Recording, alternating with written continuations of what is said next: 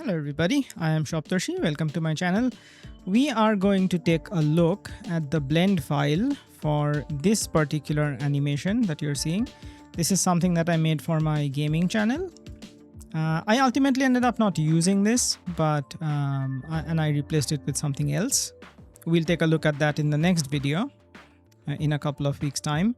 But today we are just going to take a look at the blend file, and if I play this, you'll see that it's animating, right? It's very simple. As far as the modeling is concerned, we have a text object with a font that this happens to be the Urbanist black font. And then this is on top of another text object that is arrayed, you will notice, at an offset, and the offset is animated, so you will notice that it does that. We'll get to the animations later, I suppose. I don't need to talk about that here, but this is just a simple text array, text object array. You can change the text here. As you can see, it's a simple text object.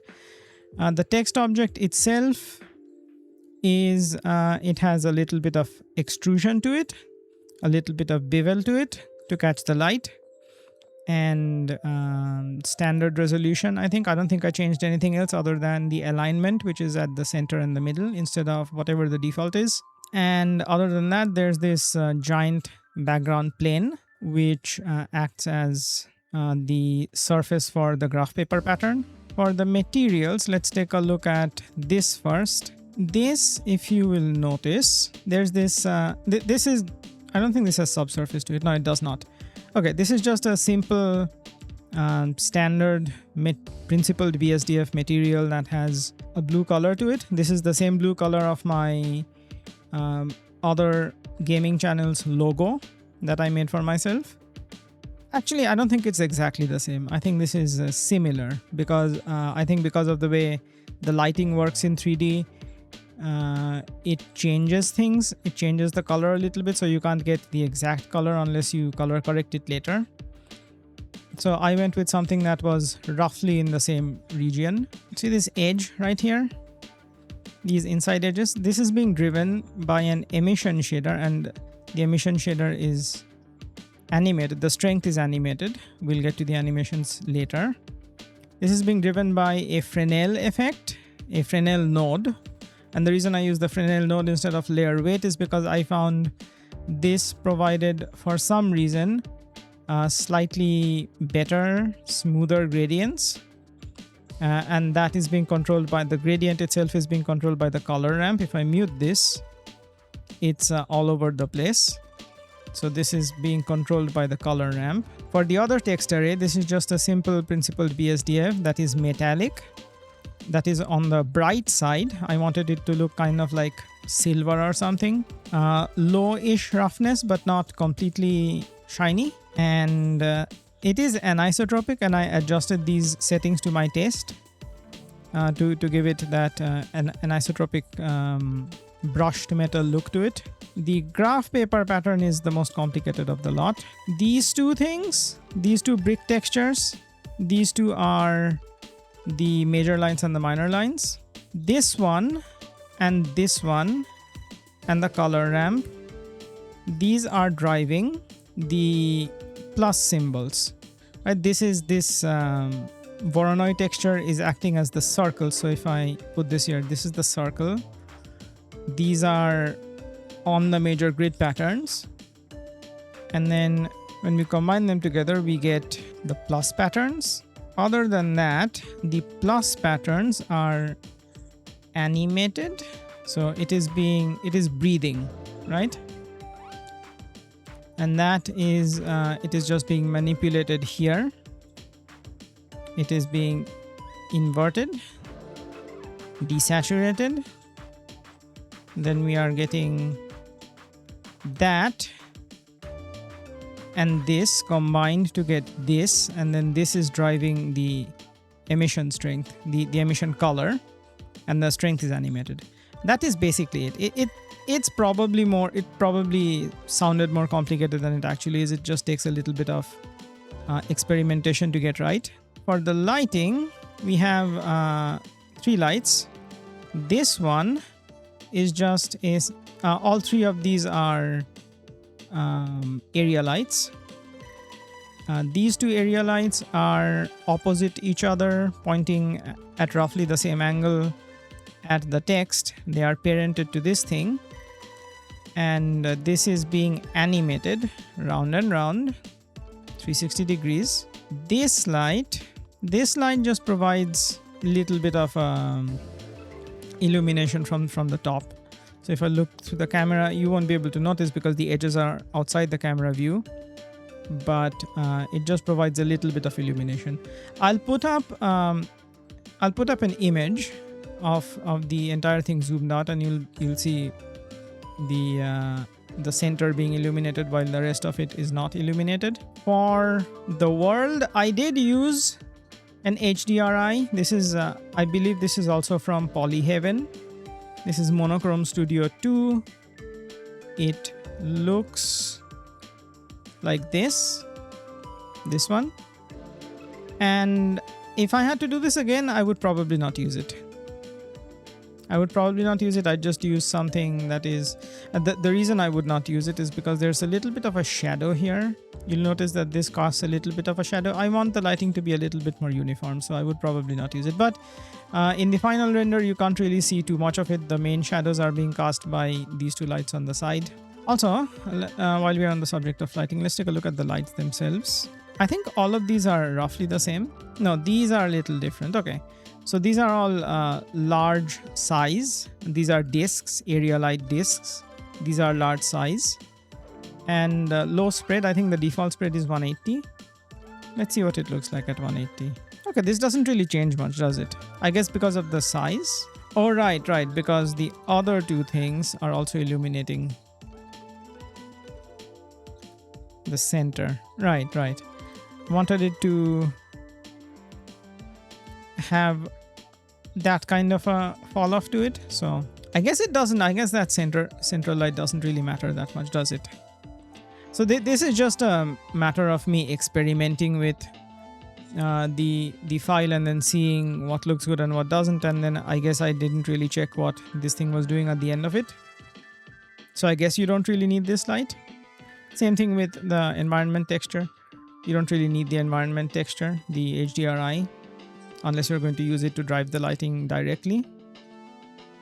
These 2 just cast shadows on both sides and fill in the shadows. Maybe I should not use 2 lights.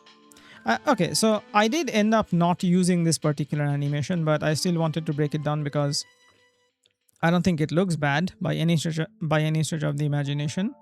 I just think the other one looks better, which we'll take a look at later. For the animation, okay, let's take a look at this first. You will notice there are 2 things that are animated.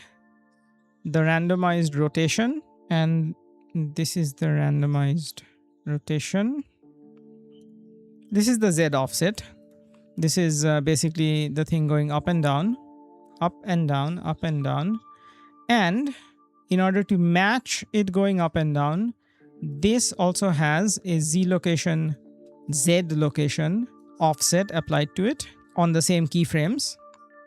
And so this is also going up and down. These are all hand animated, by the way, manually keyframed. I'm not using any kind of procedural animation or anything of the sort. Not that I think it's wrong. I just prefer doing things by hand if I can help it. The other thing that is being animated here is the randomized rotation.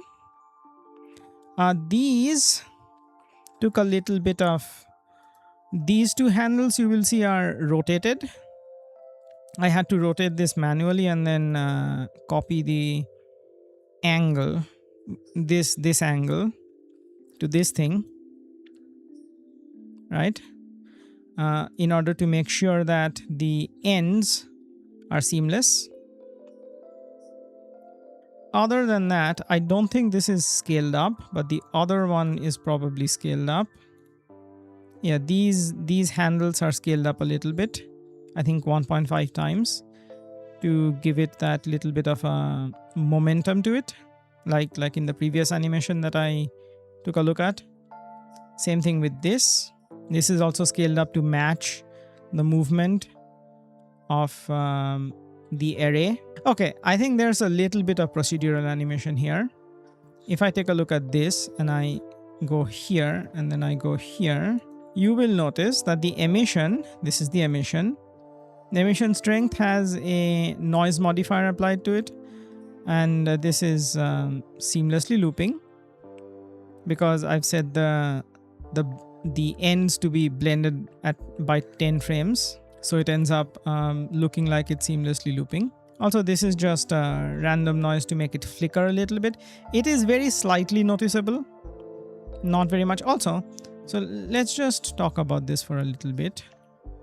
The reason I added this highlight over here is exactly as it sounds like. It's to highlight this thing. This is the main thing you should be looking at. So I added some highlights to it. I guess I could have added a separate material to the edges, but I just chose to do it this way because I could pretty much. The other thing that is being animated is the emission strength here. It's just breathing, right? And I think this is also scaled up. This might be scaled up by a factor of 1.5 or 2. I don't remember. Again, just to give it that little bit of momentum to it. If I look at the material preview, you will notice that it is breathing. And that's basically what it does. The other thing that is animated is this thing. It just goes from 0 to 360 to make the lights go in one circle. And I'll put the animation up here again just to show you that it is indeed seamlessly looping. The lights as well, you'll see the shadows move round and round. That shadow is pretty much the only thing that made me go, I want to try something else before I actually use this. As a still render, it looks fine. I'll put up a still render here so you can see. I'll put up a zoomed out still render as well so you can see. As a still render, this looks completely fine. But as an animation, I don't particularly like those shadows very much. We'll look at the render settings later. The camera has a focus point right here. This is the focus point. The camera is focusing here. I initially wanted to make this an orthographic camera. Unfortunately, when you zoom out, when you set the orthographic scale to be on the high side, it clips the edge, the bottom edge of the scene. I'll just show you, I suppose. If I set this too high, you will notice that's actually pretty high. Interesting. This wasn't doing this before. It wasn't just adjusting before. Okay, never mind. I guess you can use an orthographic camera, but I ended up using a perspective camera anyway.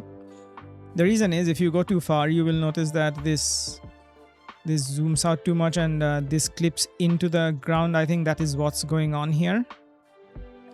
And no matter what, no amount of adjusting this is going to get the ground in frame, right? Anyway, I ended up using a perspective camera that is fairly high focal length to give it a bit more of a flat look to it. And I added depth of field. F-stop, I adjusted it until the background was just blurred enough. And that's about it. That's it for the camera. For the render settings, this is a 60 FPS. Okay, if you want to watch the 60 FPS version, you will just have to go to Vimeo, I think. This is being rendered in 60 FPS because this was intended for use on a gaming channel, and all the gaming footage on the gaming channel is at 60 FPS. That is why this is set at 60 FPS. That is why there's 180 frames instead of 60, 90 or 120. These are the render settings. Noise threshold is standard for my default files, 0.05. I went a little high on the max samples because I was initially trying to make these out of glass, but I did not like the way it looked. I ultimately ended up using glass in the second file that I made. We'll take a look at that later, like I said. The light paths are at 4. I think the default is 2. And the reason it's at 4 is because I was using glass before. I have enabled caustics, otherwise I think it looks a little on the dark side. Yeah, so these shadows just look a little bit darker without caustics. You don't have to use caustics. I do have motion blur enabled. I don't think it's doing much here in the scene. Let us render a frame and we'll take a look at the compositing. For the compositing, these are the standard nodes that I use. A fog glow for... Let's disable all of these. The RGB curves is just adjusting the brightness and contrast a little bit, just to make this pop a little bit more. The glare node adds fog glow to this. Not to these, because these I don't think are bright enough here in this particular image. I do have the threshold set on the lower side. The rest of the settings are to your taste. I like using vignettes to make sure the focus is on the center. Even though I have depth of field, I still want to emphasize the center. Same thing with the chromatic aberration. I just like how the lens dispersion looks. This is perhaps a bit on the high side. If I had to do this again, I would probably set it at 0.1. Yeah, that looks a little bit more manageable. But I ended up setting it on the high side. But again, you set it to whatever setting you want, and that's about it for the compositing. The other file that I did, that uses a little bit more compositing to do some more specific things. That is the end of that, I think. I'm going to put up the animation again so you can take a look at it again. Thank you very much for watching. I hope you found something useful from this video. I will edit this down because the last video that I did wasn't edited very much and it ended up being 18 minutes. I noticed that I have recorded 23 minutes of this, but I'm probably going to cut it down to maybe 15 if I can help it. Thank you for watching. If you made it this far, I really appreciate it. I will post more scene breakdowns on this YouTube channel. There's at least one more text animation that I have done that I will break down in a couple of weeks' time. Or, I'll break down soon enough, but I'll post it in a couple of weeks' time. That's about it. I don't have anything else to say. I'll see you later. Goodbye.